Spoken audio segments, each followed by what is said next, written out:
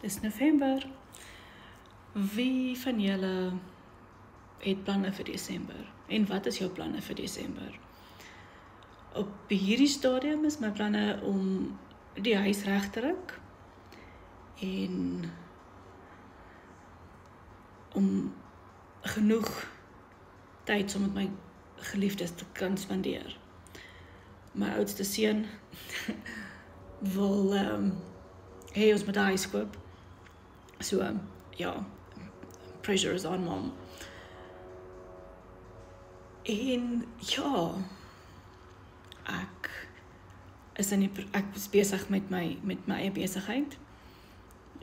Vir die van julle wat my nie ken nie, ek is Annelie, ek is 'n ma van 2, ek is getroud en ons bly in Suid-Afrika. Wie wil nie dollars in Suid-Afrika verdien nie? Ek weet dit gaan 'n moerse verskil maak in almal van ons lewens. So as jy bietjie meer wil leer oor die besigheid, sit vir my 'n inligting in die comments en ek stuur vir jou inligting. Lekker dag.